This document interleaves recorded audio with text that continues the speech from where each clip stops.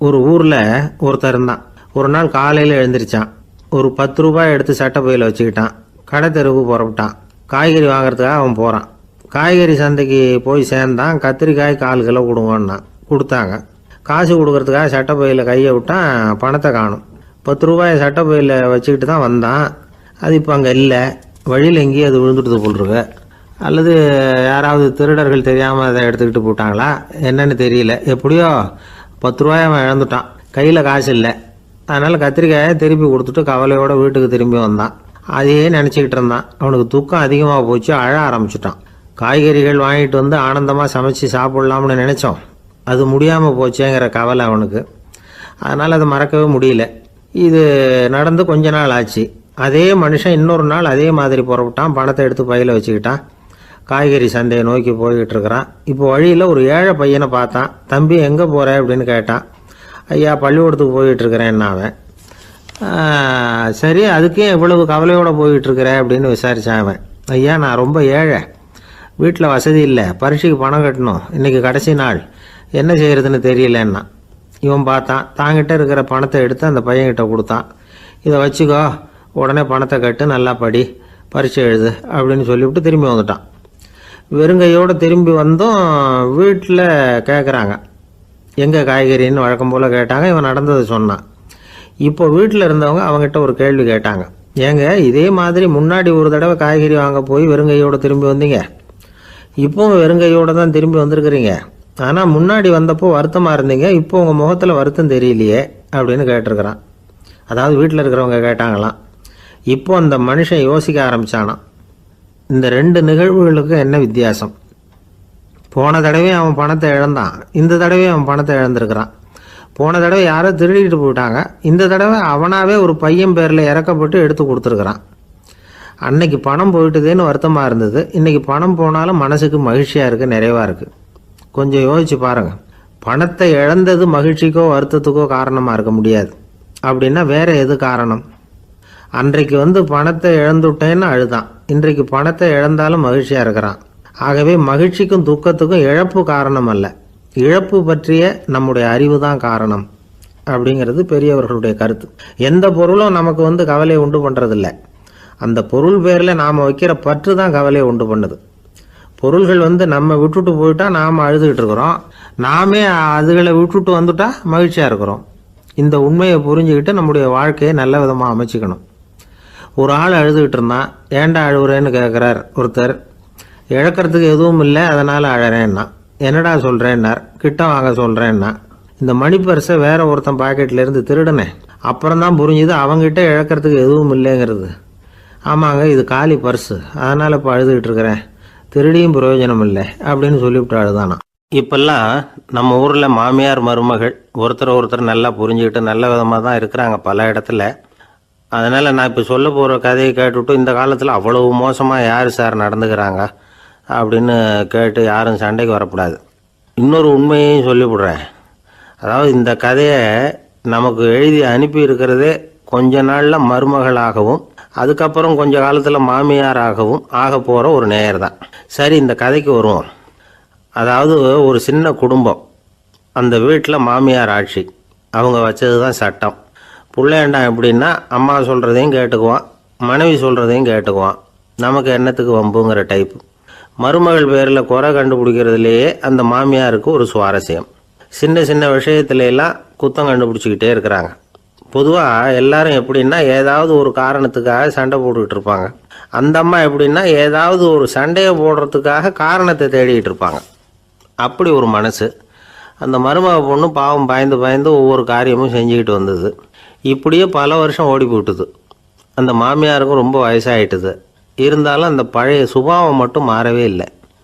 திடீர்னு ஒரு நாள் பக்கவாதம் வந்து அந்த அம்மாவுக்கு ஒரு பக்கம் கை கால் இழுத்துக்கிட்டுது. வாய் சுத்தமாக பேச முடியாமல் போயிட்டுது. சத்தம் மட்டும் வரும். ஒரு பக்கத்து கை காலை அசைக்க முடியும், பேசுகிறதெல்லாம் கையால் தான், அதாவது கை சைகையால். இப்படிப்பட்ட நிலைமையில் கூட அந்த பொண்ணு தண்ணியோ பாலோ இவங்க எதிரில் கொண்டாந்து வச்சா அதை வேணும்னே தட்டி விட்டுட்டு ஒம்பு வளர்க்குறது. அதுக்கப்புறம் அந்த பொண்ணு தரையை சுத்தப்படுத்தும்ல, அதை பார்த்து ரசிக்கிறது. இருந்தாலும் அந்த பொண்ணு இதையெல்லாம் பெருசுப்படுத்தாமல் ரொம்ப பொறுமையாக தான் இருந்தது. ஒரு நாள் வீட்டில் வச்சுருந்த பாலை பூனை குடிச்சிட்டு போயிட்டுது. வயசான காலத்தில் இந்த அம்மா பால் இல்லாமல் கஷ்டப்படுவாங்களே அப்படின்னு நினச்சி பக்கத்து வீட்டில் போய் கொஞ்சம் பால் வாங்கிட்டு காய்ச்சி மாமியார் முன்னாடி கொண்டாந்து வச்சுது அந்த பொண்ணு. வழக்கம் போல் அந்த அம்மா பாலை தட்டி விட்டுட்டாங்க. இது அந்த மருமக பொண்ணு கவனிச்சுட்டுது. இவ்வளவு நாள் பொறுமையாக இருந்த இந்த மருமகளுக்கு இன்னைக்கு இதை பார்த்து தான் அசாத்திய கோபம் வந்துட்டுது. கதவுக்கு பக்கத்தில் சாத்தி வச்சுருந்த உலக்கையை எடுத்து மாமியார் தலையில் போட அது குறி தவறி கழுத்தில் பட அந்த அம்மா கழுத்தை பிடிச்சிக்கிட்டு ஊன்னு கத்த இந்த பொண்ணு ஒன்றும் அலட்டிக்காமல் உலக்கையை எடுத்து மறுபடியும் கதவு பக்கம் சாத்தி வச்சுட்டு அது பாட்டுக்கு நடந்து போயிட்டுது. இருந்தாலும் மனசுக்குள்ளே லேசாக ஒரு பயம். கணவன் வீட்டுக்கு வந்ததும் என்ன விஷயம்னு கேட்டால் எப்படி சமாளிக்கிறது. அன்னைக்குன்னு பார்த்து ரொம்ப நேரம் கழித்து வீடு சேர்ந்தான் கணவன். உடனே அந்த அம்மா புகார் பண்ண ஆரம்பிச்சுட்டுது. பேச்சு தான் வராத, அதனால் ஒரு பக்கத்து கையால் சைகை காட்டுது. கதவுக்கு பக்கத்தில் இருந்த உலக்க பக்கமாக கையை நீட்டி காட்டி அப்படியே அந்த கையை தன் கழுத்துக்கு பின்பக்கமாக சுற்றி காட்டி நாக்கை வெளியில் நீட்டி நடந்த விஷயத்தை புரிய வைக்கிறதுக்கு முயற்சி பண்ணுது. இவனுக்கு ஒன்றும் புரியல, என்ன சொல்கிறாங்க அம்மா அப்படின்னு மனைவிகிட்ட கேட்குறான். அதுக்கு அந்த பொண்ணு ரொம்ப புத்திசாலித்தனமா, என்னங்க உங்கள் அம்மா சொல்கிறது உங்களுக்கு இன்னும் புரியலையா? அவங்க உங்களை பார்த்து என்ன சொல்கிறாங்கன்னா, ஏண்டா உலக்க மாதிரி நிற்கிற, சாக போகிற எனக்கு சங்கிலி எதுக்கு, என் கழுத்தில் கிடக்கிற இந்த சங்கிலியை கழட்டி என் மருமக கழுத்தில் போடுறா அப்படின்னு சொல்கிறாங்க அப்படின்னு தான். ஓ அப்படியா விஷயம்னு சொல்லி அம்மா கழுத்தில் இருந்த சங்கிலியை எடுத்து மனைவி கழுத்தில் போட்டுட்டு, அம்மா உன் விருப்பப்படியே போட்டாச்சு, இனிமேலாவது நிம்மதியாக படுத்து தூங்கு அப்படின்னு சொல்லிவிட்டு உள்ளே போயிட்டான். பார்த்தீங்களா கதையை? அதனால தான் மாமியார்கள் சைகை காட்டுறதுன்னா கூட இனிமேல் ஜாக்கிரதையாக இருக்கணும். இந்த உலகத்தில் உண்மையாகவே வேதாந்தம் பேசுகிறவங்களும் உண்டு, உள்ளுக்குள்ளே வேற மாதிரி இருந்துக்கிட்டு வெளியில் வேதாந்தம் பேசுகிறவங்களும் உண்டு. ஒரு ஆள் இருந்தார். அவரும் ஒரு கடை வச்சு வியாபாரம் பண்ணிக்கிட்டு இருந்தார். மகா கஞ்சன், யாருக்கும் எந்த உதவியும் செய்ய மாட்டார். எச்சில் கையென்ன ஈர கையை கூட உதற மாட்டார். அப்படிப்பட்ட மனுஷன். அந்த ஊருக்கு ஒரு முனிவர் வந்துக்கிட்டு இருந்தார். வருஷத்துக்கு ஒரு தடவை வருவார். ஒரு நாள் 2 நாள் இருப்பார், அப்புறம் போயிடுவார். அந்த முனிவர் வர்றப்போலாம் இந்த ஆள் எழுந்திரிச்சு ஓடி போய் அவரை வரவேற்பான். ரொம்ப பெரிய வேதாந்தி மாதிரி அவர்கிட்ட பேசிக்கிட்டு இருப்பான். காயமே இது பொய், வெறும் காற்றடைத்த பையும்மா, தர்மம் தலைகாக்கும்மா. பணம் என்ன சார் பணம், இன்னைக்கு ஒருத்தன் கையில் இருக்கும், நாளைக்கு ஒருத்தன் கையில் இருக்கும், எல்லாம் மாயம். எனக்கு தான் இன்னமும் இந்த சம்சார பந்தத்திலிருந்து விடுபடுறதுக்கு நேரம் வரலேம்மா. அந்த முனிவரும் இந்த ஆள் இப்படி சொல்கிறத கேட்ட உடனே, ஏப்பா அப்படி சொல்கிற, இப்போ கூட நீ சரின்னு சொல்லு, உனக்கு தீட்சை கொடுத்து இதிலிருந்து விடுபடுற ஞானத்தை போதிக்கிறேன் பார். உடனே அந்த ஆள் என்ன சொல்லுவான் தெரியுமா? ஐயோ சாமி, இப்போ அது எப்படிங்க முடியும், பிள்ளைங்கள்லாம் சின்ன சிறுசுங்க, அதுகளுக்கெல்லாம் ஒரு கல்யாணம் காட்சின்னு செஞ்சு கடமையை முடிச்சுட்டா நீங்கள் சொல்கிறபடி செஞ்சு விடலாம்மா. சரி, இன்னும் முனிவர் போயிடுவார். அடுத்த வருஷம் வருவார். இவன் வழக்கம் போல் வேதாந்தம் பேசுவான். சரி தீட்சை கொடுக்குறேன் வா அம்பார். பேரம்பேத்தியை பார்க்கணும், கோர்ட்டில் கேஸ் ஒன்று இருக்குது, அது முடியணும் அப்படின்னு தயங்க ஆரம்பிச்சிருவான். எல்லாம் சொல்லுவான், ஆனால் குடிக்கிறதுக்கு தண்ணி கூட கொடுக்க மாட்டான். ரொம்ப வருஷம் கழித்து மறுபடியும் ஒரு நாள் அந்த ஊருக்கு முனிவர் வந்தார். இவன் கடைக்கும் வந்தார். அப்புறம் அங்கே கல்லாவில் நம்ம ஆள் இல்லை, அவன் புள்ள தான் உட்காந்துருக்கிறான். அப்பாவை போலவே புள்ளையும் எழுந்திரிச்சு ஓடியாந்து முனிவரை வரவேற்றான். அப்பா எங்கன்னு விசாரிச்சார் முனிவர். ஐயோ அதை ஏன் கேட்குறீங்க சாமி, உங்ககிட்ட தீட்சை வாங்கி இந்த சம்சார பந்தத்திலேருந்து விடுதலை பெறணும்னு சொல்லிக்கிட்டே இருப்பார், அது நிறைவேறாமலே போய் சேர்ந்துட்டார். போன மாதம் ஒரு நாள் திடீர்னு நெஞ்சு வலிக்குதுன்னார், அவ்வளவுதான் போட்டுன்னு போயிட்டார் அப்படின்னு புலம்புனான் பையன். இதை கேட்டதும் முனிவர் சிரிச்சாரான். அவன் எங்கடா போவான், உன் அப்பா எங்கேயும் போகல, இதோ வாழை ஆட்டிக்கிட்டு உன் காலடியிலே இருந்துக்கிட்டு இருக்கான் பார் அப்படின்னு சொல்லி அங்கே நின்றுக்கிட்டு இருந்த ஒரு நாயை சுட்டி காட்டினாரான். என்ன சாமி சொல்கிறீங்க அப்படின்னு ஆச்சரியமாக கேட்டிருக்கான் பையன். உடனே முனிவர் அந்த நாயோட தலையில் ஒரு தட்டு தட்டி பேசுகிறா அப்படின்னாரான். உடனே அந்த நாய் வேதாந்தம் பேச ஆரம்பிச்சுட்டு தான். காயமே இது போய் வெறும் காற்றடைத்த பை அப்படின்னு தான். முனிவர் சொன்னார், அடே இப்போவும் ஒன்றும் கெட்டு போகல, நீ விரும்புனா சொல்லு, உனக்கு தீட்சை கொடுத்து என் பின்னாடியே அழைச்சிட்டு போயிடுறேன், அங்கே அழைச்சிட்டு போய் உனக்கு ஞானத்தை போதிக்கிறேன், வர்றியா அப்படின்னு கேட்டிருக்கார். உடனே அந்த நாய் சொல்லிச்சான், ஐயோ அதை ஏன் கேட்குறீங்க சாமி, நான் உண்ணாமல் தின்னாமல் ஏராளமான சொத்து சேர்த்து வச்சுட்டேன், என் பிள்ளைங்க அதோட பெருமை தெரியாமல் ராத்திரி நேரம்லாம் கதவை திறந்து போட்டுட்டு தூங்கிடுவாங்க, அதனால் இப்படி நாயாக பிறந்து ராத்திரி பகலாக சுற்றி சுற்றி காவல் காத்துக்கிட்டு கிடக்கிறேன், இப்போ எப்படி சாமி வர முடியும் அப்படின்னு கேட்டுதான். அறியாமையிலேயே சுகம் கண்டு இப்படி இருக்கிற ஆளுங்களுக்கு எப்படி விடுதலை கிடைக்கும், எப்போ விடுதலை கிடைக்கும் அப்படின்னு கேட்குறார் தசாவதானி, திருக்குறள் பேர் ராமையா. அவர் கேட்குறது நியாயம் தானே, இந்த காலத்து பையன் ஒருத்தன் அப்பா கிட்ட சொன்னான், அப்பா இன்னைக்கு நான் ₹1 மிச்சப்படுத்தி விட்டேன் அப்படின்னு. நானும் அப்படியா, என்னடா பண்ணேன்னு கேட்டிருக்காரு அப்பா. டவுன் பஸ்ஸில் ஏறாமல் அது பின்னாடியே ஓடியாந்தேன், ₹1 மிச்சம் தானே அப்படின்றான். அட பாவி, ஒரு ஆட்டோ பின்னாடி ஓடியாந்துருந்தா ₹10 மிச்சமாயிருக்குமே, வேஸ்ட் பண்ணிட்டியே அப்படின்னாராம் அந்த அப்பா. ஒரு கடற்கரை ஓரம், அங்கே ஒரு சின்ன கிராமம். அந்த கிராமத்தில் ஒரு சின்ன பள்ளிக்கூடம். கடற்கரை ஓரத்தில் உள்ள ஒரு விடுதியில் ஓய்வுக்காக ஒருத்தர் வந்து தங்கியிருக்கிறார். பள்ளிக்கூடத்தில் ஏதோ விழா நடக்கிறது மாதிரி தெரிஞ்சுது. உடனே அவர் அந்த பக்கமாக வந்தார். இங்கே என்ன நடக்குதுன்னு விசாரித்தார். பள்ளி ஆண்டு விழா நடக்குதுன்னாங்க. உடனே போனார். கண்காட்சி ஒன்று வச்சுருந்தாங்க. உள்ளே போய் பார்த்தார். பள்ளிக்கூடத்தில் படிக்கிற மாணவர்களே சொந்தமாக தயார் பண்ண பொருள்களை காட்சிக்கு வச்சுருக்கிறாங்க. அந்த ஊர் மக்கள்லாம் அதை கூட்டம் கூட்டமாக போய் பார்த்துக்கிட்டு இருக்கிறாங்க. இவரும் ஆர்வமாக அதையெல்லாம் பார்த்துக்கிட்டே போகிறார். ஒரு இடத்துல ஒரு சின்ன ரயில் செஞ்சு வச்சுருந்தாங்க, மாணவர்களே தயார் பண்ணது. மின்சாரத்தால் அது ஓடுறது மாதிரி பண்ணி வச்சுருந்தாங்க. அதில் ஒரு சின்ன பொத்தான் இருக்கும், அது அமுக்குனா ரயில் ஓடும், சுற்றி சுற்றி வரும். மாணவர்கள் எதிரில் நின்று அதுக்கு விளக்கம் கொடுத்துக்கிட்டு இருக்கிறாங்க. இவர் அதை கவனித்தார். ரயில் ஓடுறத பார்த்தார். அங்கே நின்றுக்கிட்டு இருந்த மாணவர்கள்கிட்ட விளையாட்டாக கேட்டார், ஏன்பா இந்த ரயில் எதனால் ஓடுது அப்படின்னு கேட்டார். இவர் சக்தியினால் ஓடுது அப்படின்னாங்க மாணவர்கள். அது என்ன சக்தின்னு கேட்டார். அதுக்கு பேர் மின்சாரம் அப்படின்னாங்க. சரி, நீங்கள் மின்சாரத்தை பார்த்துருக்குறீங்களா அப்படின்னார். நாங்கள் பார்த்தது இல்லைங்க, ஆனால் இதை செய்யறதுக்கு எங்களுக்கு உதவி பண்ண ஆசிரியர் ஒரு பட்டதாரி, ஒரு கால் அவர் பார்த்துருக்கலாம் அப்படின்னாங்க. அவர் எங்கே இருக்காருன்னு கேட்டார். இதோ அழைச்சிட்டு வர்றோம்னு ஓடினாங்க. அவரை அழைச்சிட்டு வந்தாங்க. அவர்கிட்ட ஒரு பெரியவர் கேட்டார், மின்சாரத்தை நீங்கள் பார்த்துருக்குறீங்களா அப்படின்னு. மின்சாரத்தை பார்க்குறதாவது நான் பார்த்ததே இல்லை. நான் பார்த்தது அது செயல்படுற விதத்தை தான். அது விளக்கை வந்து எரிய வைக்குது, ரயிலை ஓட வைக்குது, இது மாதிரி எத்தனையோ எந்திரங்களை வந்து செயல்பட வைக்குது. ஆனால் உண்மையிலேயே அது என்னன்னு எனக்கு தெரியாது.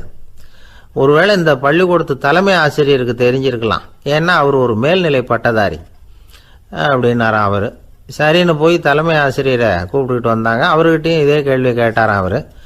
மன்னிக்கணும், இந்த கேள்வியை இதுவரைக்கும் யாரும் என்கிட்ட கேட்டதில்லை. சக்தியை யாரும் பார்க்க முடியாது, ஆனால் அது செயல்படும் விதத்தை தான் பார்க்க முடியும் அப்படின்னாராம் அவர். இப்போ இதுவரைக்கும் கேட்டுக்கிட்டு இருந்த பெரியவர் சிரித்தார்.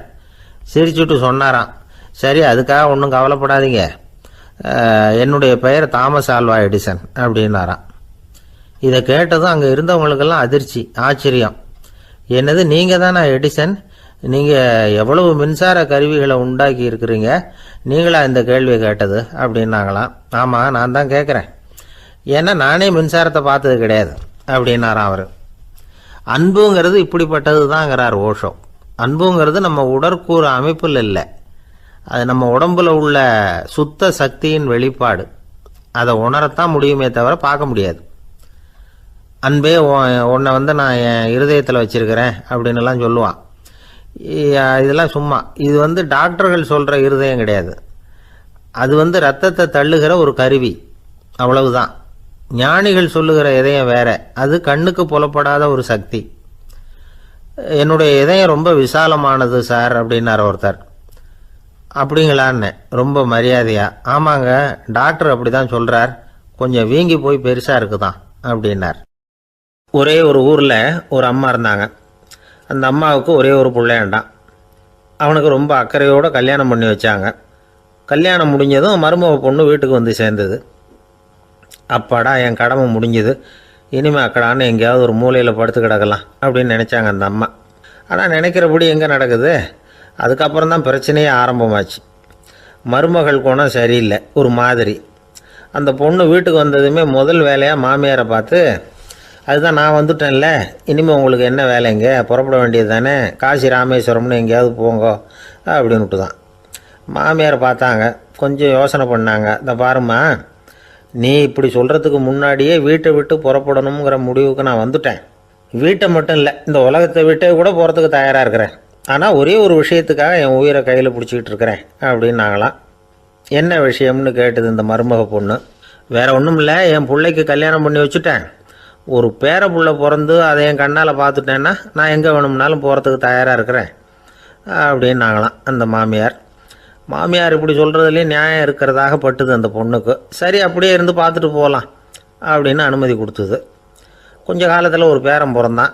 அந்த அம்மாவும் பேரனை கண்ணால் பார்த்துட்டாங்க. சரி பேரனை பார்த்தாச்சுல்ல, இனிமேல் புறப்பட வேண்டியது தானே அப்படின்னது மருமக பொண்ணு. மாமியார் பார்த்தாங்க. நீ சொல்கிறது சரிதாம்மா, அதில் ஒன்றும் தப்பு இல்லை. என்னோடய பேரன் உங்களை அம்மா அப்பான்னு கூப்பிடுறத என் காது குளிர கேட்டுட்டு போயிடுறேனே அப்படின்னாங்களாம். சரி அந்த ஆசையை நிறைவேறட்டும் அப்படின்னு காத்துக்கிட்டு இருந்தாங்க. பேரன் வளர்ந்தான், நடந்தான், பள்ளிக்கூடம் போனால் பெரியவனானான்.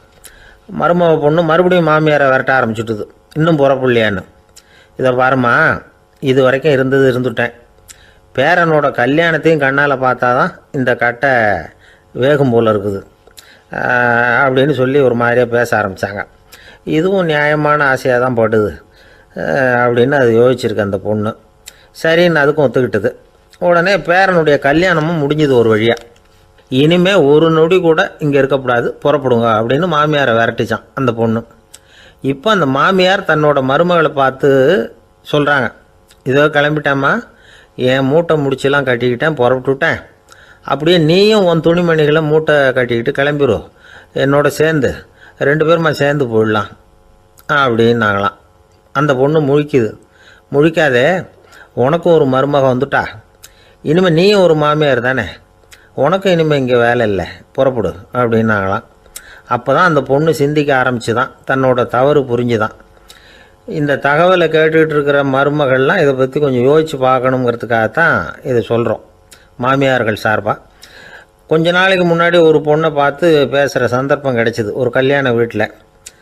அந்த பொண்ணு சொல்லிச்சு, சார் எனக்கு கல்யாணம் ஆகி 15 வருஷம் ஆகுது, நான் மாமியார்கிட்ட சண்டை போட்டதே இல்லை அப்படின்னு ரொம்ப அடக்கமாக சொல்லிச்சு. அது எப்படிம்மா சாத்தியமாச்சுன்னு கேட்டோம்.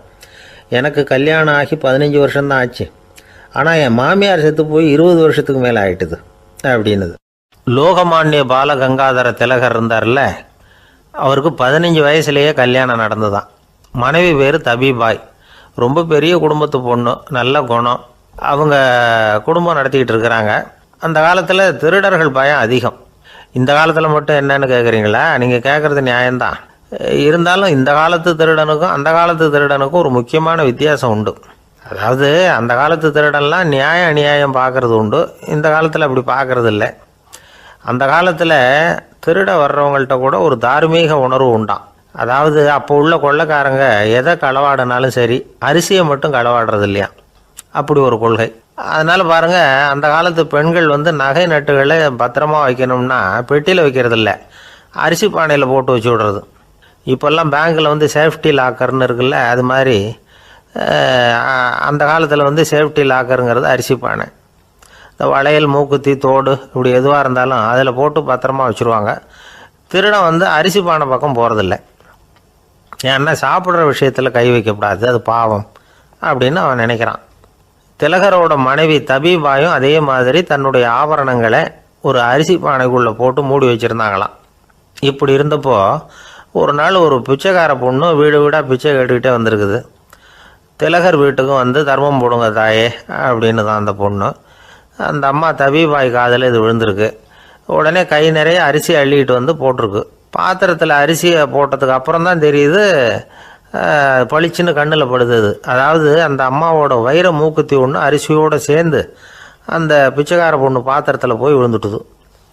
இந்த அம்மாவுக்கு மனசுக்குள்ளே குழப்பம், என்ன இப்படி ஆகிட்டுதே, மூக்குத்தி போயிட்டுதே, பிச்சை பாத்திரத்துலேருந்து அதை எப்படி எடுக்கிறது அப்படின்னு தயக்கம். வாயை திறந்து அதை கேட்குறதுக்கும் கூச்சம். திண்ணையில் உட்காந்துருந்த திலகர் இவ்வளவையும் பார்த்துக்கிட்டு இருக்கிறார். மனைவியின் மனசுக்குள்ளே நடக்கிற மௌன போராட்டத்தை அவர் நல்லா புரிஞ்சுக்கிட்டாராம். மனைவியை பார்த்து சொன்னாராம், தபிபாய், இது தெய்வ சம்மதம், அவளுக்கு சேர வேண்டிய மூக்குத்தி அவகிட்ட போயிட்டுது, பிச்சை பாத்திரத்தில் விழுந்த மூக்குத்தியை எடுக்க வேணாம் அப்படின்னாராம். சரின்னு சொல்லிவிட்டு மேற்கொண்டு எதுவும் சொல்லாமல் அந்த அம்மா வீட்டுக்குள்ளே போயிட்டாங்களாம். இந்த காலத்துலலாம் அது மாதிரி நடக்குமா? வெறும் அரிசியை போட்டுவிட்டு விவகாரம் பண்ணிகிட்டு இருக்க மாட்டோமா? ஒரு பெரிய மனுஷன் வீட்டுக்கு ஒரு பிச்சைக்காரன் வந்தான். ஐயா, நாங்கள் பிச்சைக்காரங்கள்லாம் சேர்ந்து ஒரு சங்கம் வச்சுருக்குறோம், அதுக்கு நிதி சேர்க்குறோம், அதுக்கு ஒரு 100 ரூபா கொடுத்தீங்கன்னா எங்களுக்கு பெரிய உதவியாக இருக்கும் அப்படின்னானா. அதெல்லாம் ஒன்றும் கொடுக்க முடியாது போ அப்படின்னாரான் அவர். அப்படின்னா ஒரு 50 ரூபாயாவது கொடுங்களேன் அப்படின்ட்டுருக்கான். அதுவும் முடியாதுன்னு சொல்லிவிட்டார். 25 ரூபா அப்படின்னு இருக்கான். எதுவும் முடியாது அப்படின்னாராம். சரிங்க, இவ்வளவு பெரிய வீட்டுக்கு வந்துட்டு வெறுங்கையோடு திரும்புறது நல்லா இருக்காது, அதனால் சும்மா ஒரு ரூபா மட்டுமாவது கொடுங்க அப்படின்ட்டுருக்கான் அவன். ஒரு பைசா கூட என்கிட்ட கிடையாது அப்படின்னு விட்டாரான் இவர். அப்படின்னா நீங்கள் ஒரு காரியம் பண்ணுங்களேன் அப்படின்னானா அவன். என்ன செய்யணும் அப்படின்ட்டுருக்கார். எங்கள் சங்கத்தில் நீங்களும் ஒரு மெம்பராக சேர்ந்துருங்க அப்படின்னானா. காஞ்சிபுரத்தில் பல்லவ ராஜா ஒரு கோவில் கட்டினார், கைலாசநாதர் கோவில். அதுக்கு கும்பாபிஷேகம் பண்ணுறதுக்கு ஒரு நாள் குறிப்பிட்டு அதுக்கு வேண்டிய ஏற்பாடுகள்லாம் பண்ணினார். முதல் காரியமாக கடவுளை வேண்டிக்கிட்டார், நீங்கள் இந்த கும்பாபிஷேகத்துக்கு நேரில் வந்து கலந்துக்கணும்னார். கடவுள் அந்த ராஜா கனவுல வந்தார். நீ கும்பாபிஷேகம் வச்சிருக்கிற அதே நாளில் அதே நேரத்தில் எனக்கு இன்னொரு ஊரில் ஒரு கும்பாபிஷேகம் இருக்குது, அதுக்கு போக வேண்டியிருக்கு. அதாவது திருநின்ற ஊரில் என்னுடைய பக்தர் ஒருத்தர், அவரும் ஒரு கோயில் கட்டி கும்பாபிஷேகம் செய்கிறார், நான் அதுக்கு போக வேண்டியிருக்கு, அதனால் உன்னுடைய தேதியை நீ மாற்றி வச்சுக்கோ அப்படின்னார். கடவுள் தான் எங்கேயும் இருக்கிறவராச்சே, அவர் நினச்சா 2 இடத்துலையும் இருந்து கோயில் கும்பாபிஷேகத்தை நடத்த முடியாதா? ஏன் அப்படி செய்யலை? அது ஒரு முக்கியமான காரணத்துக்காகத்தான். திருநின்ற ஊரில் இருந்த பூசலாருங்கிற அந்த அடியாரின் பெருமையை இந்த உலகத்துக்கு எடுத்து காட்டணுங்கிறதுக்காகத்தான் கடவுள் அந்த ராஜா கிட்ட அப்படி சொன்னார். சரி, அந்த அடியார் அப்படி என்னதான் பெருசாக கோயில் கட்டி விட்டார்? ராஜா கட்டின கோயிலை விட பெருசா? அவர் கட்டினது கருங்கல்லாலேயோ மண்ணாலேயோ மரத்தாலேயோ இல்லை. அவர் கட்டின கோயில் வேறு மாதிரி. அது மனசால் கட்டின கோயில், மனசுக்குள்ளே இருக்கிற கோவில், மனக்கோவில். அந்த அடியார் தன்னோட மனசுக்குள்ளே மாதக்கணக்காக ஒவ்வொரு கல்லாக சேர்த்து கட்டின கோவில். இந்த விஷயம் ராஜாவுக்கு தெரியாது. அவர் என்ன நினச்சிட்டாரு, அது நாம் கட்டின கற்கோயிலை விட ரொம்ப பெருசாக இருக்கும் போல இருக்கு அப்படின்னு நினச்சிட்டார். சரி, அப்பேற்பட்ட அந்த கோயிலை தரிசனம் பண்ணிவிட்டு வருவோம் அப்படின்னு நினச்சி ராஜா திருநின்ற ஊருக்கு போகிறார். அங்கே போய் பார்த்தா கோயிலையும் காணும், ஒன்றையும் காணும். கடைசியில் பூசலார் கட்டின மனக்கோவில் தான் அதுங்கிறத அவர் புரிஞ்சுக்கிறார். உடனே அந்த அடியாரின் காலில் விழுந்து வணங்குறார். அவரோ, இது மனசால முயன்ற கோவில், இதுக்கு இத்தனை பெருமையா அப்படின்னு ஆச்சரியப்படுறார். இதில் ஆச்சரியப்படுறதுக்கு ஒன்றும் இல்லை. ஆண்டவன் விரும்புறது அகபக்தியையே தவிர புற தோற்றங்களே அல்ல. இதை நாம் புரிஞ்சுக்கிட்டோம்னா நமக்குள்ள எந்த வேறுபாடுகளும் வர்றதுக்கு வழியே இல்லை. இன்னொரு ராஜா இருந்தார். அவர் ஆண்டவனுக்கு படைக்கிறதுக்காக ஒரு தார் நல்ல செவ்வாழை பழமாக எடுத்துக்கிட்டு போகணும்னு நினச்சார். அதனால் நாளே அதை வாங்கிட்டு வர சொன்னார் வேலைக்காரங்கிட்ட. வேலைக்காரன் போனால் கடத்தெருவில் ஒரு தார் பழம் வாங்கினா, வர்ற வழியில் அவன் குடிசை. அப்படியே எட்டி பார்த்துட்டு போவோமேன்னு நினச்சான். போனான். அங்கே இவனோட குழந்தை பாவம் பசியால் கத்திக்கிட்டு இருக்கு. இவன் பார்த்தான், இவ்வளவு பெரிய தாரில் ஒரு 2 பழம் எடுத்தா தெரியவா போகுது அப்படின்னு நினச்சி ஒரு 2 பழத்தை பிச்சு அந்த குழந்தைகிட்ட கொடுத்தான். அதை வாங்கி வயிறார சாப்பிட்டுது, பசி அடங்குச்சு, விளையாட போயிட்டுது. இவன் அதுக்கப்புறம் வாழைப்பழத்தை எடுத்துக்கிட்டு அரண்மனைக்கு வந்தான். 2 பழம் பிச்சிருக்கிறது ராஜாவுக்கு தெரிஞ்சு போச்சு. இவன் உண்மையை சொல்லிவிட்டான். உடனே ராஜா, கடவுளுக்கு படைக்க வேண்டிய பொருளை குழந்தை எச்சில் பண்ண விட்டுருக்கியே அப்படின்னு சொல்லி அவனை கட்டி வச்சு சாட்டையால் அடித்தார் பாவம். மறுநாள் பழத்தை கோயிலுக்கு எடுத்துகிட்டு போனார். கடவுள் முன்னாடி வச்சார். கடவுள் கண்ணை திறந்து பார்த்தார், பழம்லாம் அழுகி இருக்குது. என்ன இது அழுகி போன பழம் அப்படின்னார். ராஜா முழிச்சார்.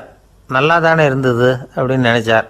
அப்போ கடவுள் அந்த ராஜா கிட்ட சொன்னாராம், இதை பார்ப்பா, இந்த தாரில் 2 பழம் தான் நல்ல பழம், அந்த 2 பழங்களையும் நேற்றுக்கே நான் சாப்பிட்டுட்டேன் அப்படின்னாராம். அப்போ தான் ராஜாவுக்கு புரிஞ்சுது, ஏழை குழந்தையின் பசியை தீர்க்கறதுக்காக உதவுன அந்த 2 பழம்தான் இறைவன் சாப்பிட்ட பழம்னு.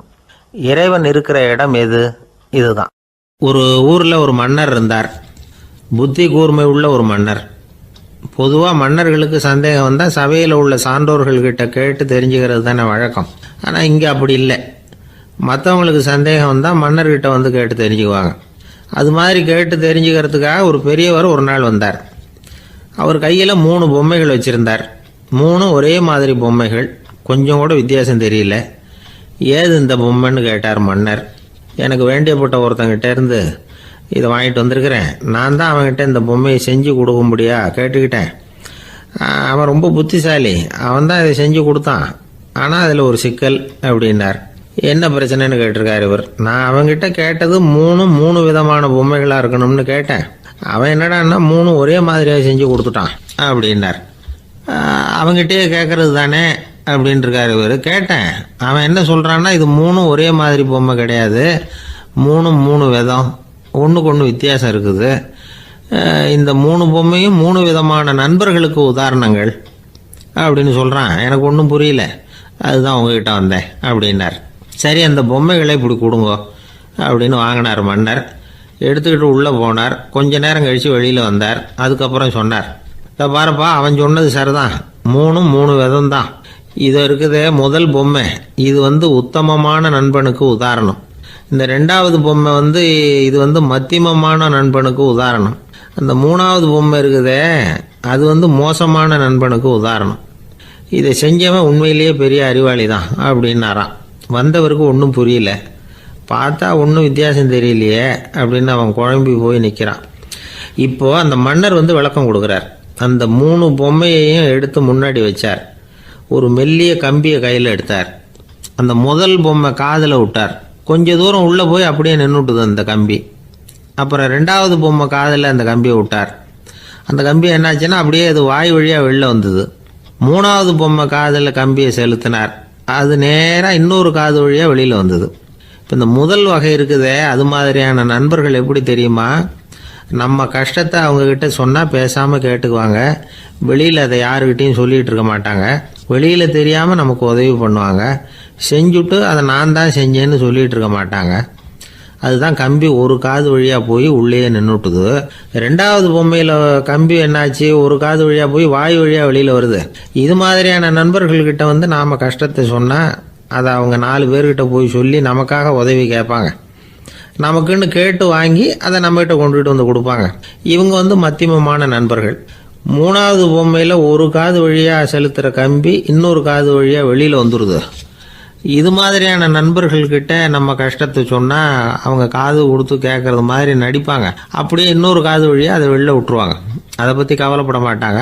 இதுதான் இந்த பொம்மைகளுக்குள்ளே இருக்கிற வித்தியாசம் அப்படின்னு விளக்கம் கொடுத்தாராம் மன்னர். படிக்கிற பிள்ளைங்கள்லேயும் இது மாதிரி 3 வகை உண்டு. சில பேர் காதால் வாங்கி மனசில் வச்சுக்குவான். சில பேர் காதால் வாங்கி பேனாவால் எழுதி விடுவான். சில பேர் ஒரு காதால் வாங்கி இன்னொரு காதால் வெளியில் விட்டுருவான்.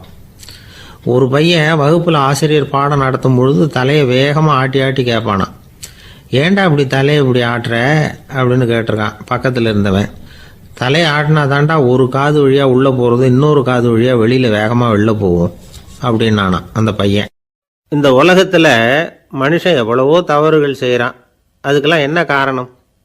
அதை பற்றின ஆராய்ச்சி தான் இன்றைக்கி. இதுக்கு ஆராய்ச்சி என்னத்துக்கு, அது தெரிஞ்ச விஷயம் தானே அப்படின்னு நீங்கள் நினைக்கலாம். ஆனால் அப்படி அலட்சியமாக இந்த விஷயத்தை விட்டுறக்கூடாது. பொதுவாக எல்லோரும் நினைக்கலாம் எது சரி எது தவறு அப்படின்னு தெரியாததுனால தான் மனுஷன் தப்பு பண்ணுறான் அப்படின்னு. ஆனால் அப்படி சொல்லிட முடியாது. மனுஷன் தெரிஞ்சே தான் தவறுகள் பண்ணுறான். இப்போ உதாரணத்துக்கு ஒரு சாலையில் இடது பக்கம் போக வேண்டிய ஒருத்தர் நடுக்கோட்டை தாண்டி வலது பக்கமாக வண்டியை ஓட்டிகிட்டு போகிறாருன்னு வச்சுக்கோங்க. என்னப்பா இது தப்பு இல்லையா அப்படின்னு அவர்கிட்ட கேட்டால், அதெல்லாம் எனக்கு தெரியும், நீ உன் வேலையை பார்த்துட்டு போ அப்படிம்பார். வலது பக்கமாக போகிறது தப்புன்னு தெரிஞ்சே தான் அவர் அப்படி செய்கிறார், அப்படி போகிறார். பெரிய உத்தியோகத்தில் இருக்கிறவங்க கூட லஞ்சம் வாங்குறாங்க. அவங்களுக்கெல்லாம் லஞ்சம் வாங்குறது தப்புன்னு தெரியலன்னு அர்த்தம். திருடுறது தப்புன்னு தெரியாமலாம் மனுஷன் திருடுறான். நல்லாவே தெரியும். நீங்கள் வேணும்னா கேட்டு பாருங்கள், வேறு வழி இல்லை அதனால தான் திருடுறேன்பா. திருடுறது ஒரு புண்ணியமான காரியம்னு திருடனே கூட சொல்ல மாட்டான். திருடுறது தவறுங்கிறது திருடனுக்கு தெரியும் அப்படிங்கிறத விளக்கிறதுக்காக ஒரு பெரியவர் ஒரு கதை சொன்னார். அதாவது 2 திருடர்கள் 2 பேரும் சேர்ந்து ஒரு வீட்டுக்கு போய் ஒரு 10,000 ரூபாயை திருடிட்டு வந்துடுறாங்க. ஒரு காட்டு வழியாக வந்துக்கிட்டு இருக்கிறாங்க. இன்னும் விடியல. 2 பேருக்கும் தூக்கம் கண்ணை சுற்றுது. சரி, இப்படியே ஒரு மரத்தடியில் படுத்து தூங்குவோம், காலையில் விடிஞ்சதும் இந்த பணத்தை 2 பேரும் பங்கு போட்டுக்குவோம் அப்படின்னு முடிவு பண்ணுறாங்க. அதே மாதிரி படுத்து தூங்குறாங்க. நடு ராத்திரியில் ஒரு திருடன் முழிச்சிக்கிறான். விடிகிற வரைக்கும் காத்துக்கிட்டு இருந்தால் 5,000 ரூபா தான் கிடைக்கும், இப்போவே கம்பி நீட்டினா 10,000 ரூபா கிடைக்கும் அப்படின்னு யோசித்து பார்த்துட்டு ஒரு முடிவுக்கு வந்தான். மெதுவாக அந்த 10,000த்தையும் சுருட்டிக்கிட்டு அடுத்தவனுக்கு தெரியாமல் ஓடி போயிட்டான். விடியுது.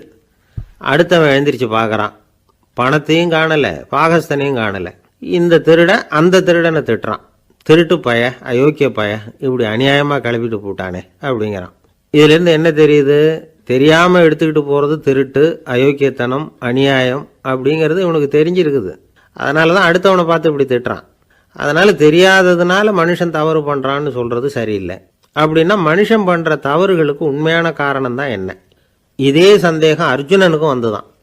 அதனால தான் அவன் பகவானை பார்த்து கேட்குறான், மனுஷன் தன் விருப்பத்துக்கு விரோதமாக ஏதோ ஒரு சக்தியினால பலாத்காரமாக இழுக்கப்பட்டது மாதிரி பாவம் பண்ணுறானே, அந்த சக்தி என்ன அப்படின்னு கேட்குறான். இதுக்கு பகவான் பதில் சொல்கிறார், காமமும் குரோதமும் தான் அந்த சக்திகள், அதாவது ஆசையும் சினமும். இது ரெண்டும் உன்னுடைய எதிரிகள் அப்படிங்கிறத புரிஞ்சுக்கோ அப்படிங்கிறார். இன்னமும் நுணுக்கமாக பார்த்தா காமத்தினுடைய மறு உருவங்கள் தான் குரோதமும் லோபமும். ஆசை நிறைவேறலைன்னா குரோதம், அதாவது கோபம். ஆசை நிறைவேறிட்டதுன்னா லோபம், அதாவது பேராசை. பாவத்தை கண்ட்ரோல் பண்ணணும்னா அதுக்கு மெயின் சுவிட்ச் எது அப்படிங்கிறது இப்போ தான் தெரியுது. அதுக்கு மனுஷன் தெரிஞ்சே தான் தவறு பண்ணுறான் அப்படின்னு பேசிக்கிட்டோமே. அதுக்கு ஒரு உதாரணம், ஒரு ஆள் ஹோட்டலில் சாப்பிட போனான், சாப்பிட்டு முடித்தான், எழுந்திரிச்சு முதலாளிகிட்ட பில்லை கொடுத்தான், காசை கொடுக்கல. முதலாளி பணம் கொடுன்னு கேட்டார். இவன் என்கிட்ட பணம் இல்லைன்னா. முதலாளி கொஞ்சம் கூட அலட்டிக்கல, உள்ளே இருந்து ஒரு ஆளை கூப்பிட்டார். இவனை கூப்பிட்டுட்டு போய் இட்லி மாவாட்ட சொல்லுன்னார். இவனும் கவலைப்படாமல் உள்ளே போயிட்டான். அப்போது அழைச்சிட்டு போகிற ஆள் கேட்குறான், ஏன் சார் சாப்பிட்றதுக்கு முன்னாடி காசு இல்லைங்கிறது உங்களுக்கு தெரியாதா அப்படின்னு கேட்குறான். தெரியும், காசு இல்லைங்கிறதும் தெரியும், காசு இல்லாமல் சாப்பிட்டா மாவாட்டணுங்கிறதும் தெரியும் அப்படின்னா அந்த ஆள். அப்படின்னா நீங்கள் உங்கள் வீட்லேயே சாப்பிட்ருக்கலாமே அப்படின்னு கேட்குறான் அவன். அதுக்கு இவர் சொல்கிறாரு, அது எப்படி, அங்கே சாப்பிட்டாலும் நான் இதே வேலையை தானே செய்ய வேண்டியிருக்கும் அப்படின்னாராம். ஒரு ஊரில் ஒரு பெரிய செல்வந்தர் இருந்தார். பணத்துக்கு பஞ்சம் இல்லை. அதனால் இந்த உலகத்தில் முடியாத காரியம் எதுவும் இல்லைன்னு நினச்சார். பணம் இருந்தாலே அந்த நினப்பு தானாக வந்துடும். அதனால் இவரும் அப்படி நினச்சதில் ஒன்றும் தப்பு இல்லை. அந்த ஊருக்கு குருநானக் ஒரு தடவை வந்தார். அவருக்கு இந்த செல்வந்தர் ரொம்ப பிரமாதமாக ஒரு வரவேற்பு கொடுத்தார். ஊர் எல்லையிலேயே எங்கள் வீட்டுக்கு விருந்து சாப்பிட்டுட்டு போகணும்னு கேட்டுக்கிட்டார். அவரும் சரின்னு ஒத்துக்கிட்டார். உடனே தன்னுடைய பங்களாவில் ஒரு பெரிய விருந்துக்கு ஏற்பாடு பண்ணார். குருநானக்கை அழைச்சிட்டு வீட்டுக்கு போனார், உட்கார வச்சார். ஐயா, நான் இந்த ஊர்லேயே ரொம்ப பெரிய வசதி உள்ளவன், என்னால் எல்லாம் முடியும், உங்களுக்காக நான் என்ன செய்யணும்னு சொல்லுங்கள், எதுவாக இருந்தாலும் பரவாயில்ல, எவ்வளவு செலவானாலும் பரவாயில்ல, என்னால் செய்ய முடியும், என்ன செய்யணும்னு சொல்லுங்கள், அது போதும், நான் செய்கிறேன் அப்படின்னு நான் ரொம்ப பணிவா. இதை கேட்டதும் குருநானக் சிந்திச்சார் கொஞ்ச நேரம். அதுக்கப்புறம் தன்னோட சட்டை பைக்குள்ளே கையை விட்டு ஒரு பழைய ஊசி ஒன்று எடுத்தார். அந்த செல்வந்தர்கிட்ட கொடுத்தார். இதை பாருங்கள், இவ்வளவு தூரம் நீங்கள் கேட்கறதுனால சொல்கிறேன், எனக்கு நீங்கள் செய்ய வேண்டிய உதவி இதுதான்னார். ஊசியை கையில் வாங்கிக்கிட்டு இதை என்ன செய்யணும்னு சொல்லுங்க அப்படின்னார் அவர். நீங்கள் செய்ய வேண்டியது என்னென்னா, இந்த ஊசியை பத்திரமா வச்சிருக்கணும். நாம் 2 பேரும் இறந்து போனதுக்கு பின்னாடி இன்னொரு உலகத்தில் நாம் சந்திக்கக்கூடிய வாய்ப்பு இருக்குது. அப்போ இந்த ஊசியை என்கிட்ட கொண்டாந்து கொடுக்கணும். இதுதான் நீங்கள் எனக்காக செய்ய வேண்டிய உதவி அப்படின்னார் குருநானக் லேசாக சிரிச்சுக்கிட்டே. இதை கேட்ட உடனே இந்த பெரியவர் முழிக்க ஆரம்பிச்சிட்டார். அது எப்படிங்க, நான் சாகிறப்ப எப்படி இந்த ஊசியை எடுத்துக்கிட்டு இன்னொரு உலகத்துக்கு வர முடியும்னார். ஊசி மாதிரி ஒரு சின்ன பொருளை கூட இந்த உலகத்தை விட்டு நாம் போகிறப்ப எடுத்துகிட்டு போக முடியாதுங்கிறப்போ உங்களோட செல்வத்தையெல்லாம் எப்படி அங்கே எடுத்துகிட்டு வர போகிறீங்க அப்படின்னு கேட்டார் குருநானக். அதுக்கப்புறம் தான் அந்த பெரியவர் யோசிக்க ஆரம்பித்தாராம். குருநானக் சொல்கிறார், இதை பாருங்கள், நாம் செய்கிற நல்லது கெட்டது தான் கடைசி வரைக்கும் நம்ம கூட இருக்கும். அடுத்தவங்க நல்லா இருக்கணுங்கிறதுக்காக பொருளை செலவு செய்யணும், அப்படி செய்யலைன்னா எந்த பிரயோஜனமும் இல்லை அப்படின்னார். அதுக்கப்புறம் தான் அந்த செல்வந்தரின் அறிவு கண் திறந்து தான். உடனே குருநானக்கை வணங்கினார். ஐயா, என்கிட்ட இருந்த ஆணவம் போயிட்டுது, இனிமேல் என்கிட்ட இருக்கிற செல்வத்தை நல்ல வழியில் செலவழிப்பேன் அப்படின்னாராம். நம்மக்கிட்ட இருக்கிற பணம் எப்பவும் நம்ம கூடவே வந்துக்கிட்டு இருக்காதுங்கிறதுக்கு இது ஒரு உதாரணம். அதுக்காக நாம் பணம் சேர்க்கறத பற்றி கவலைப்பட வேண்டியதில்லை, பேசாமல் படுத்து தூங்கிக்கிட்டு இருந்தால் போதும் அப்படின்னு இதுக்கு அர்த்தம் பண்ணிக்கப்படாது. முறையான வழியில் பணம் சேர்க்கணும், அதை முறையான வழியில் செலவு பண்ணணும். அதனால் ஏற்படக்கூடிய மன நிறைவு இருக்குது பாருங்கள், அது அனுபவித்தவங்களுக்கு தான் தெரியும். சொர்க்கத்துக்கு போகிறவங்க இங்கேருந்து பணத்தை எடுத்துகிட்டு போக முடியாது, ஆனால் நம்ம செல்வத்தை இங்கே மற்றவங்களுக்கு பயன்பட செய்து அதனால் ஏற்படுற புண்ணியம் இருக்குது பாருங்கள், அதை எடுத்துகிட்டு போக முடியுமா. இதுதான் ஆன்மீகவாதிகள்லாம் சொல்கிற கருத்து. ஜான் நியூட்டன் ஒருத்தர், அவர் சொன்னார், நான் எப்போவாவது சொர்க்கத்துக்கு போய் சேர்ந்தேன்னா அங்கே 3 அதிசயங்களை பார்ப்பேன்னார். என்னன்னு கேட்டாங்க. நான் யார் யார் இருக்க மாட்டாங்கன்னு நினச்சிக்கிட்டு இருந்தானோ அவங்களில் சில பேர் அங்கே இருப்பாங்க, அது ஒரு பெரிய அதிசயம்னார். சரி, அடுத்தது என்ன? ரெண்டாவது அதிசயம் என்னென்னா, அங்கே இருப்பாங்கன்னு நான் எதிர்பார்த்த சில பேர் அங்கே இருக்க மாட்டாங்க அப்படின்னார். சரி, மூணாவது பெரிய ஆச்சரியம் என்ன அப்படின்னா, நான் அங்கே இருக்க பாருங்க, அதுதான் அந்த மூணாவது அதிசயம் அப்படின்னாராம். இன்பம் துன்பம் இது ரெண்டும் சேர்ந்தது தான் வாழ்க்கை. இது எல்லாரும் சொல்லிகிட்டு இருக்கிற ஒரு உண்மை. அது சரி, இது ரெண்டும் வர்றதுக்கு என்ன காரணம்? துறவி ஒருத்தர் யோசித்து பார்த்துருக்கார். இன்ப துன்பம் தோன்றுவதற்கு முக்கியமாக 6 காரணங்கள் உண்டு அப்படிங்கிறார் அவர். அது என்னங்கிறத நாமளும் தெரிஞ்சு வச்சுக்குவோமே. இப்போ முதல் காரணம் சுயநலம். ஒரு தாயார் தன்னுடைய சுயநலம் கருதி தன்னுடைய மகன் இன்பமாக இருக்கணும்னு ஆசைப்படுறாங்க. மகனும் அப்படியே ஆசைப்படுறான். அதனால் தாயாரின் இன்ப துன்பங்களை பார்த்துட்டு மகனும் இன்ப துன்பம் அடையிறான். அந்த அம்மாவுக்கும் அதே நிலைமை தான். ரெண்டாவது காரணம் உறவு. நான் துறவியான பிறகு கூட உறவுங்கிற காரணத்தினால தான் தாயாருடைய சுக துக்கங்களை கண்டு நானும் சுக துக்கம் அடைகிறேன். என் தாயாருடைய நிலைமையும் இதுதான் அப்படிங்கிறார் ஒரு துறவி. மூணாவது காரணம் என்னென்னா அறிமுகம். எனக்கு அறிமுகமான ஒருத்தரை ரயில் நிலையத்தில் சந்திக்கிறேன். அவர் தன்னுடைய பணப்பையை எங்கேயோ தொலைச்சி விட்டு வருத்தப்பட்டுக்கிட்டு இருக்கிறார். நானும் வருத்தப்படுறேன். அந்த சமயத்தில் யாரோ ஒருத்தர் இதுதானே அவங்க பணப்பை அப்படின்னு சொல்லி கொண்டாந்து நீட்டுறார். பணப்பையை தொலைச்சவர் சந்தோஷப்படுறார், நானும் சந்தோஷப்படுறேன். இது அந்த துறவி சொல்கிற அனுபவம். நாலாவது காரணம் என்னென்னா கருணை. எனக்கு முன்னே தெரியாத ஒருத்தனை யாரோ ஒருத்தன் அடித்து காயப்படுத்தி போடுறான். கருணை காரணமாக நான் அதுக்காக துக்கப்படுறேன். அஞ்சாவது காரணம் எதையும் நம்புறது. ஒரு பசுமாட்டை ஒரு முரணை அடிச்சுக்கிட்டு இருக்கிறான் அப்படின்னு ஒருத்தர் நம்மகிட்ட சொல்கிறாருன்னு வைங்க, உடனே நான் துக்கப்படுறேன்.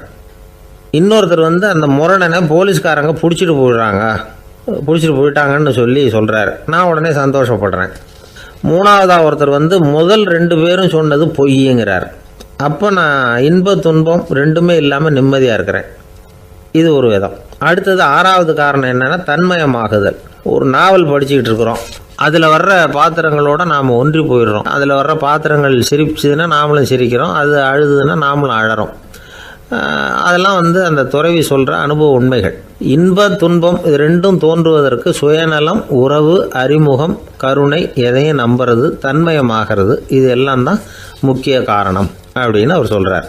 ஆகக்கூடி ஒட்டு மொத்தமாக யோசனை பண்ணி பார்த்தா பிற பொருள்கள் மீது பற்றுதல் காரணமாக தான் நாம் இன்ப துன்பம் அடையிறோம் அப்படிங்கிறத புரிஞ்சிக்க முடியுது.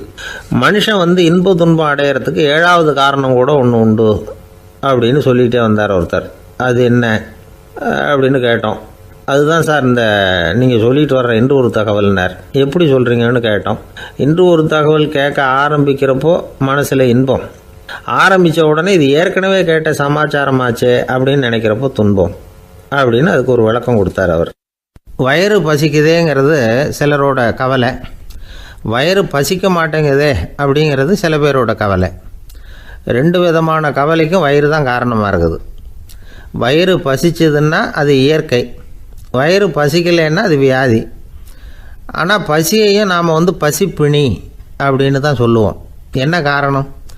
வியாதியை போக்க வேண்டியது எவ்வளவு முக்கியமோ அதை விட முக்கியம் பசியை போக்க வேண்டியது. ஒரு சமுதாயத்தில் பசிப்புணியே இருக்கக்கூடாது, அதுதான் நல்ல சமுதாயம். பசியை போக்கணும்னா சாப்பாடு போடணும், பசியின்மையை போக்கணும்னா வைத்தியம்தான் பண்ணணும்.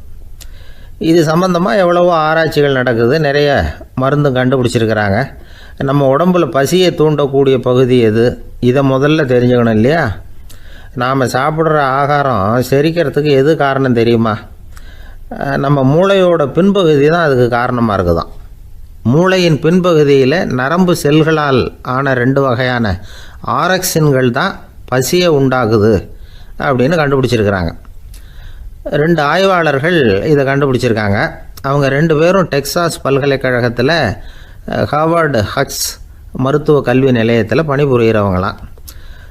உண்பது தேவைங்கிறது உணரப்படும் போது மூளையின் அந்த குறிப்பிட்ட பகுதி ஆரக்சின் அப்படிங்கிற ஹார்மோன்களை சுரக்கும். அது பசி உணர்வை தூண்டும் அப்படிங்கிறது தான் அந்த ஆய்வாளர்களின் கண்டுபிடிப்பு. இந்த ஆரக்சின் வேறு சில உயிரினங்கள்லேயும் உண்டு. இப்போ எலிகளில் கூட இது இருக்குது. அதனால் எலிகளை வச்சு இது சம்பந்தமாக ஆராய்ச்சி பண்ணாங்க. எலிகள் உடம்பில் ஆரக்சினை செலுத்தி பார்த்தாங்க. உடனே என்னாச்சு தெரியுமா? அந்த எலியெல்லாம் பசியால் துடிக்க ஆரம்பிச்சுட்டுது. எதையாவது தின்னு பசியை தீர்த்தா போதுங்கிற அளவுக்கு அந்த எலிகள்லாம் அல்லாட ஆரம்பிச்சுட்டுது. இயல்பாக சாதாரணமாக அந்த எலிகள் எவ்வளவு சாப்பிடுமோ அது மாதிரி 8 முதல் 10 மடங்கு அதிகமான ஆகாரத்தை 1 மணி நேரத்துக்குள்ளே சாப்பிட்டு தீர்த்துட்டு தான். சில எலிகளின் மூளையில் இந்த ஆரக்சின் அளவை கட்டுப்படுத்தி பார்த்துருக்குறாங்க. உடனே என்னாச்சு தெரியுமா, அதெல்லாம் சாப்பாட்டை கண்டால் முகத்தை திருப்பிட்டு போக ஆரம்பிச்சுட்டு தான். அந்த எலிகளுக்கு பசி எடுக்கலையாம்.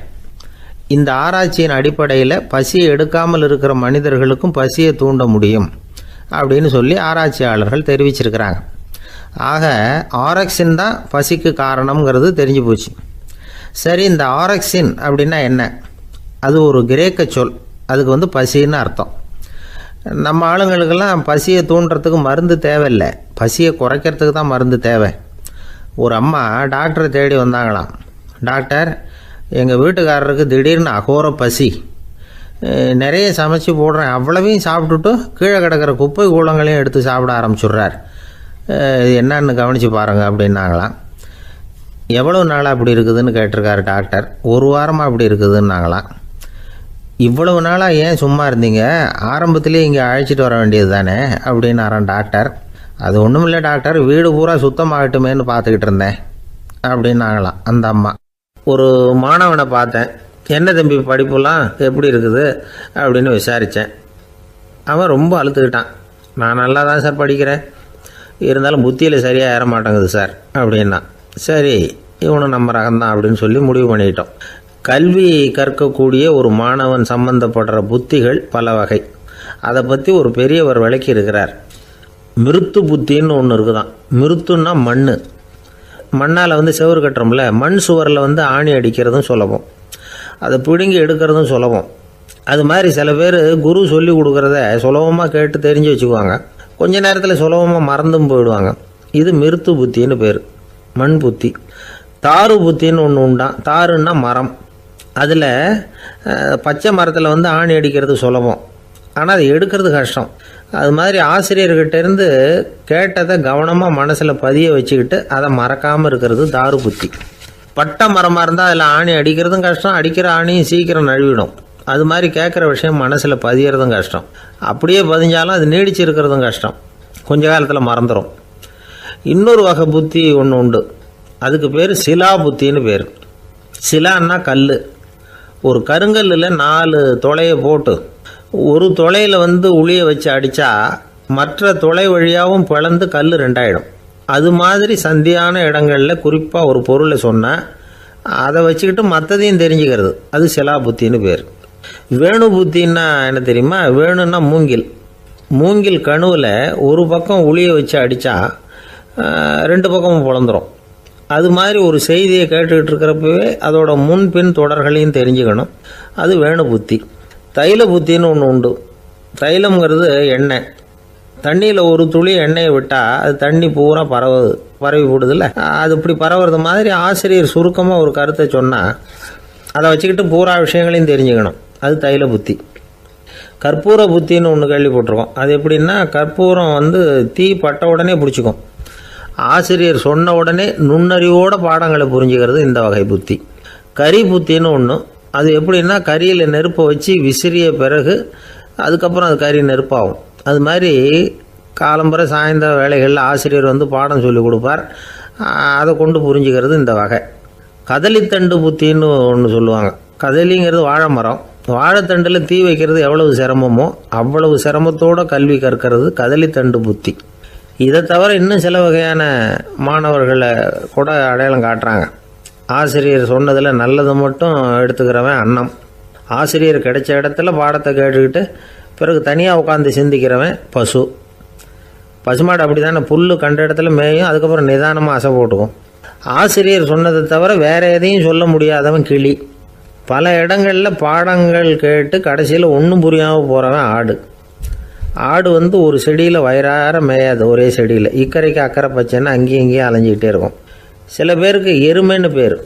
எருமை எப்படின்னா குளத்து நீரை கலக்கி தான் குடிக்கும். அது மாதிரி ஆசிரியர் மனசை நோக செய்து பயில்கிற மாணவர்கள்லாம் இந்த ரகம். இவ்வளவுலாம் இருந்தாலும் இந்த காலத்து மாணவர்கள்லாம் ஒரு தனி ரகம். ஒரு ஆசிரியர் வகுப்பில் பாடம் நடத்திக்கிட்டு இருந்தார். இலக்கண வகுப்பு. இறந்த காலம், நிகழ்காலம், எதிர்காலம், past tense, present tense, future tense, இதை பற்றிலாம் பாடம் நடத்துகிறார். எல்லாம் சொல்லி கொடுத்துட்டு இப்போ நான் ஒரு வாக்கியம் சொல்லுவேன், அது என்ன காலம் அப்படிங்கிறத நீங்கள் சொல்லணும்னார் ஆசிரியர். சரின்னாங்க மாணவர்கள்லாம். நான் நாளைக்கும் பாடம் நடத்தப் போகிறேன், இது என்ன காலம் அப்படின்னு கேட்டார் ஆசிரியர். அதாவது நான் நாளைக்கும் பாடம் நடத்தப் போகிறேன், இந்த வாக்கியம் என்ன காலம்னு கேட்டார். ஒரு பையன் மெதுவாக எழுந்திரிச்சு சொன்னான், இது எங்கே போதாத காலம் சார் அப்படின்னு சொல்லிவிட்டு உட்காந்துட்டானா. ஒருத்தர் ஓடி வந்தார், இன்னொருத்தரை பார்த்து, சார் உங்கள் சைக்கிளை ஒரு நாள் இரவல் கொடுங்களேன், பக்கத்து ஊருக்கு போயிட்டு வர வேண்டியிருக்கு அப்படின்னார். இவர் சைக்கிளை கொடுத்து பத்திரமா கொண்டுட்டு போங்கன்னார். சார் இதை பத்திரமா கொண்டு போகிறேன், கவலையே வேணாம், ஏன்னா இது உங்களோட சைக்கிள் அப்படின்னு நான் நினைக்கல, என்னோட சைக்கிளாக நினைக்கிறேன் அப்படின்னார். அதுக்கப்புறம் தான் இவருக்கு உண்மையாகவே பயம் வந்துட்டுது. ஏன்னா அவர் சொன்னது மாதிரி அதை தன்னோட சைக்கிளாகவே நினச்சி தள்ளிட்டு போட்டால் என்ன பண்ணுறது? எது எதை நம்முடையதாக நினைக்கணுங்கிறதுக்கு ஒரு வரையறை இருக்குது. சில பேர் ஆஃபீஸையே வீடாக நினச்சி விடுறது உண்டு. அப்படிப்பட்டவங்க கூட வீட்டை ஆஃபீஸாக நினைக்கிறது இல்லை. ஏன்னா வீட்டில் இவர் ஆஃபீஸராக நடந்துக்க முடியறதில்ல. இதெல்லாம் ஒரு பக்கம் இருக்கட்டும், இப்போ விஷயத்துக்கு வருவோம். பொறியியல் மேதை டாக்டர் விஸ்வேஸ்வரய்யா இருந்தார் இல்லையா, பாரத ரத்னா விருதெல்லாம் கொடுத்தாங்களே. ஆஃபீஸ் வேலை வேறு, சொந்த வேலை வேறு அப்படிங்கிறதுக்கு ஒரு உதாரணமாக இருந்தவர் அவர். மைசூர் மகாராஜா கிட்ட திவானாக இருந்தார். அவர் ஒரு நாள் அரசாங்க வேலை காரணமாக வெளியூர் போயிருந்தார். ஹாசன்கிற ஊருக்கு பக்கத்தில் ஒரு பயண மாளிகை, அங்கே தங்கிவிட்டார். ராத்திரி அங்கே தங்கி இருந்துட்டு விடிஞ்சதும் ஊருக்கு திரும்புறதாக திட்டம். ராத்திரி தூங்கிறதுக்கு ரொம்ப நேரம் ஆகிட்டுது. ரொம்ப நேரம் வரைக்கும் அரசாங்க சம்பந்தப்பட்ட வேலைகளையே பார்த்துக்கிட்டு இருக்கிறார். அரசாங்க ஃபைல்கள் நிறைய இருந்தது. அதையெல்லாம் ஒவ்வொன்றா எடுத்தார், படித்து பார்த்தார், பரிசீலனை பண்ணார். அதில் எழுத வேண்டியதை எழுதினார், கையெழுத்து போட்டார். ஒரு வழியாக அந்த வேலையெல்லாம் முடிஞ்சுது. அதுக்கப்புறம் என்ன பண்ணார்னா, தன்னுடைய சூட்கேஸை திறந்தார். அதிலேருந்து 2 மெழுகுவத்தியை எடுத்து கொளுத்தி வச்சார். அந்த பயண மாளிகையில் அது வரைக்கும் எரிஞ்சிக்கிட்டு இருந்த மின்சார விளக்குகளை அணைச்சிட்டார். அதுக்கு பிறகு அந்த மெழுகுவத்தி வெளிச்சத்தில் சில புத்தகங்களை தொடர்ந்து படிக்க ஆரம்பிச்சிட்டார். அந்த பயண மாளிகையில் பணியாளராக இருந்தவர் இதை பார்த்துட்டு ஓடி வந்தார். மறுபடியும் மின் விளக்கு போடுறதுக்காக போனார். விஸ்வேஸ்வரய்யா அதை பார்த்துட்டு போட வேணாம்ட்டாராம். இது வரைக்கும் நான் அரசாங்க அலுவல்களை கவனிச்சிக்கிட்டு இருந்தேன், அதனால் மின் விளக்குகள் அப்போ எரிஞ்சதில் தப்பு இல்லை.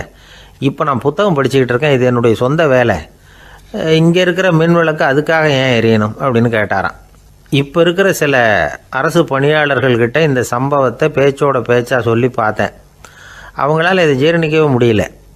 நேர்மை தேவை தான் சார், அதுக்காக அவ்வளவு தூரத்துக்கு அது தேவையா அப்படிங்கிறாங்க. விஸ்வேஸ்வரய்யா அப்படி பண்ணினது தான் ஒரு நேர்மையாளர் அப்படின்னு இந்த உலகத்துக்கு நிரூபிக்கணுங்கிறதுக்காக இல்லை. தான் அப்படி நடந்து காட்டினா தன்னை சுற்றி இருக்கிறவங்களும் அதை கேள்விப்படுறவங்களும் முடிஞ்ச அளவுக்கு பொது வாழ்க்கையில் அரசு பணியில் நேர்மையை கடைபிடிக்க முயற்சி பண்ணலாமே அப்படிங்கிறதுக்காகத்தான். இப்போவும் சில பேர் இருக்கிறாங்க, இவங்க ஆஃபீஸ் வேறு வீடு வேறேன்னு நினைக்கிறதில்ல, அவ்வளோ உரிமை.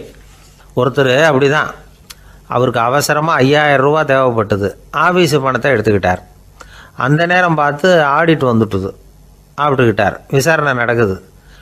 அவர் சொல்கிறார், சார் நான் நேரம் காலம் பார்க்காம ஆஃபீஸில் வேலை செய்வேன், ஏன்னா அதை என்னோடய ஆஃபீஸாக நினைக்கிறேன். அவசரத்துக்கு அந்த பணத்தை எடுத்தேன், மறுபடியும் வச்சுடலாம்னு தான் இருந்தேன், அதுக்குள்ளே இப்படி ஆகிட்டுது. நீங்கள் என்ன நினச்சாலும் சரி, நான் ஆஃபீஸ் வேறு வீடு வேறு அப்படின்னு நினைக்கிறதில்ல, அது என்னோடய சுபாவம் அப்படின்னார். விசாரணை பண்ணவர் தீர்ப்பு வழங்கினார். உங்கள் சுபாவத்துக்கு மதிப்பு கொடுத்து நானும் தீர்ப்பு வழங்குறேன். நீங்கள் கொஞ்ச நாள் ஜெயிலில் இருந்துட்டு வாங்க, அது உங்களுக்கு கஷ்டமாக இருக்காதுன்னு நினைக்கிறேன். ஏன்னா அங்கே போனாலும் நீங்கள் உங்கள் சுபாவப்படி வீடு வேற ஜெயில் வேறன்னு நினைக்க மாட்டீங்க அப்படின்னாராம். ஒரு நாள் ஒரு நண்பரை சந்தித்தேன். உங்கள் வீடு எதுன்னு உங்களுக்கு தெரியுமா சார்ன்னு. அவர் என்னை ஒரு மாதிரியாக பார்த்தார். அப்புறம் சொன்னார், தெரியும் அப்படின்னாரு. சரி, உங்கள் தொலைபேசி எண் உங்களுக்கு தெரியுமான்னு. அதுவும் தெரியும்னார். உங்கள் மனைவி மக்கள் யார் யாருன்னு உங்களுக்கு தெரியுமான்னு கேட்டேன். என்னை ஒரு மாதிரியாக பார்த்தார். அப்புறம் சொன்னார், அதுவும் தெரியும் சார் அப்படின்னார். சரி, நீங்கள் யாருன்னு உங்களுக்கு தெரியுமான்னு கேட்டேன். இப்போ தான் அவர் முழிக்க ஆரம்பித்தார். அவர் மட்டும் அப்படி இல்லை, நாம் எல்லாருமே அப்படி தான். எதிரில் நிற்கிறது யாருங்கிறது தெரியும், நாம் யாருன்னு நமக்கு தெரியாது. உண்மையிலேயே நாம் யார்? இந்த கேள்விக்கான பதிலை தான் வாழ்க்கை பூரா நாம் தேடிட்டு இருக்கிறோம். புத்தர் என்ன சொல்கிறாரு தெரியுமா? நீங்கள் கடவுளை பற்றி கவலைப்பட தேவையில்லை, உங்களை பற்றின கவலை உங்களுக்கு இருந்தால் போதும் அப்படிங்கிறார். நான் யார், எனக்கு ஏன் இந்த கவலை அப்படின்னு உங்களை நீங்களே கேட்டுக்குங்க அப்படிங்கிறார். நாம் ஏன் கடவுளை படைத்தோம்? அது ஒரு நழுவல் முயற்சியாம். அதாவது தன்னிடமிருந்து தானே தப்பிக்கிற ஒரு முயற்சியாம். இப்படி தான் அதை சொல்கிறாங்க அறிஞர்கள்லாம். மக்கள் பொய்யான பிரச்சனைகளில் ஆர்வமாக இருக்கிறாங்க. அதுக்கு தீர்வு காணவும் முயற்சி பண்ணுறாங்க.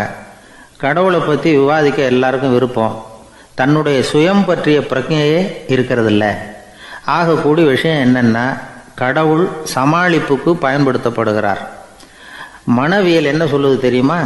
கடவுள், சொர்க்கம், மறுபிறவி இதை பற்றிலாம் பேச ஆரம்பிக்கிறவங்க யார் தெரியுமா? போருக்கு போகிறவன், துன்பத்தில் சிக்கி கஷ்டப்படுறவன், நோய் படுக்கையில் விழுந்தவன், இவங்க தான். நாம் அனுபவத்திலே பார்க்குறோமே இதையெல்லாம். கடவுளை துணைக்கு கூப்பிடுறவங்க யாருன்னு கவனித்து பாருங்கள். பரீட்சை எழுத போகிறவன், வேலை தேடி அலையிறவன், பண நெருக்கடியில் இருக்கிறவன், விபத்தில் சிக்கிக்கிட்டவன், இவங்கெல்லாம் தான். தேர்வில் வெற்றி பெற்றதும் அவரை துணைக்கு கூப்பிடுறதில்ல, வேலை கிடைச்சதும் அவர் துணை தேவைப்படுறதில்ல. ஏன் இப்படி? கொஞ்சம் யோசனை பண்ணி பாருங்கள். துன்பம் வருகிற போது அந்த துன்பத்தை தவிர்க்க வேண்டிய நிலையில் அதிலிருந்து நழுவி போகிறதுக்காக பிரார்த்தனை தேவைப்படுது. எல்லாம் நல்லபடியாக நடக்கிறப்போ பிரார்த்தனை செய்கிறதில்ல. புத்தருடைய வழி என்ன தெரியுமா? அந்த வழியில் கடவுளும் கிடையாது, பிரார்த்தனையும் கிடையாது. புத்தர் செய்தது இதைத்தான். அதாவது கடவுள்கிட்ட இருந்து மனிதனையும், மனிதன்கிட்ட இருந்து கடவுளையும் அவர் விடுவித்தார். புத்த மதம் என்ன சொல்லுது தெரியுமா? கடவுள் பிரச்சனை அல்ல, மனிதன்தான் உண்மையான பிரச்சனை அப்படின்னு சொல்லுது. உங்களை நீங்கள் நல்லா தெரிஞ்சுக்கிட்டா போதும், நீங்களே கடவுள் ஆகிடுவீங்க அப்படிங்கிறது தான் புத்த மதம். அதனால் நமக்கு தேவை உள்முக பயணம். நான் யார் அப்படிங்கிற கேள்வியோட உள்ளே போகணும். அங்கே போனால் தான் தெரியும் நான் அப்படின்னு அங்கே யாருமே இல்லைங்கிறது. இதெல்லாம் புத்தர் சொல்லுகிற ஒரு தத்துவம். தத்துவம்னு சொன்னாவே நமக்கெல்லாம் அதை புரிஞ்சுக்கிறது கஷ்டம்தான். நம்ம பொறுத்த வரைக்கும் தத்துவங்கிறதுல 2 வகை உண்டு. ஒன்று தத்துவம், இன்னொன்று மகா தத்துவம். தத்துவம்னா என்ன தெரியுமா? கேட்குறவங்களுக்கு புரியக்கூடாது, அதுதான் தத்துவம்.